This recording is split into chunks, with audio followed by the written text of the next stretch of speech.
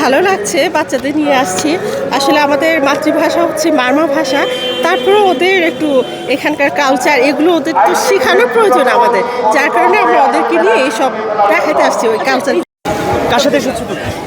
আমি আমার ফুপু আর দাদির সাথে এসেছি। আচ্ছা আচ্ছা, এখানে কেন এসেছো? এখানে ফুল দিতে এসেছি। তাদেরকে ফুল দিতে এসেছো? ওরা শহীদদের ভাষা শহীদদের ভাষা শহীদদের জন্য। সম্মান। আপনার কাছে একটু প্রশ্ন, এখানে তো আপনার বাচ্চাকে নিয়ে এসেছেন, তো বিষয়টা কেমন লাগছে আপনার কাছে? আমার তো ভালোই লাগছে। উনি তো 1952 আন্দোলন সম্পর্কে তো অনেকে জানে না, বা অনেক অভিভাবক আছে তাদের বাচ্চাদের হয়তোভাবে জানাচ্ছে না, বা ইংরেজি প্রতি বেশি তাদের আমি একটু দীক্ষা হচ্ছে। আমি মুক্তিযুদ্ধের সন্তান, তো বয়সও মোটামুটি 50-র কাছে হয়েছে। আমি সব আমলই তো দেখেছি, তো মোটামুটি একটু হলেও ধারণা আছে। তো সেই সম্মান থেকে আজকে আসা আসলে।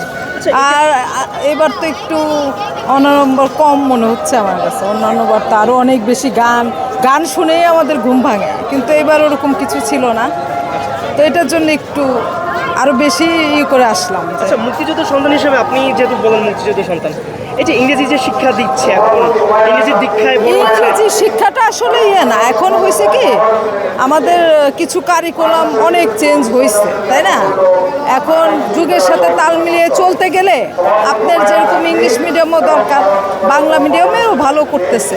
এখানে আমি মিডিয়াম এটা করতেছি না, কারণ ইংলিশ মিডিয়াম, ইংলিশ একটা ইন্টারন্যাশনাল ল্যাঙ্গুয়েজ। তো এখানে আপনার ওইভাবে আমি ডিফারেন্সিয়েট করতে যাচ্ছি না।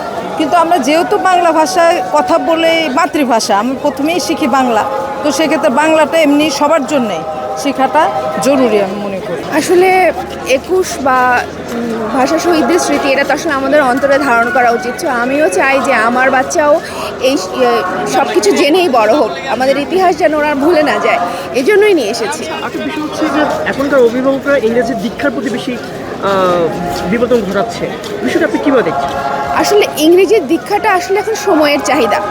আমি বলবো সেটাও যেমন জরুরি, সেই একই সাথে আমাদের বাংলাকেও ভুলে যাওয়া যাবে না, দুটোই জরুরি। আমরা একটাকে রেখে আরেকটাকে নিয়ে বাঁচতে পারবো না। সো দুটো থেকেই আমাদের ইম্পর্টেন্স দিতে হবে বেসিক্যালি। আচ্ছা, আমার শেষ প্রশ্ন, আপনার সন্তানকে এবং আপনার যে পরিচিত জন আছে তাদেরকে এই যে বাংলার যে ঐতিহ্য এবং ধারণ, এটা কতটুকু বহন করার জন্য আপনি সহযোগিতা করবেন?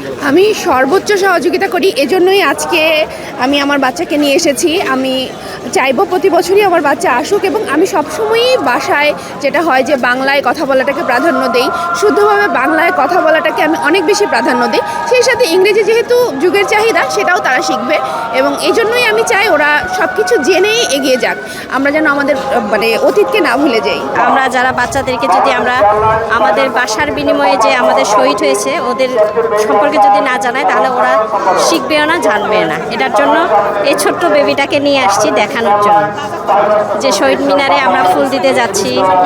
ঠিক আছে, আমরা যে নিজের ভাষায় কথা বলতে পারবো, নিজের মাতৃভাষায় কথা বলতে পারবো, মানে পারতেছি, এই কারণে এটার জন্য নিয়ে আসছি। ধন্যবাদ।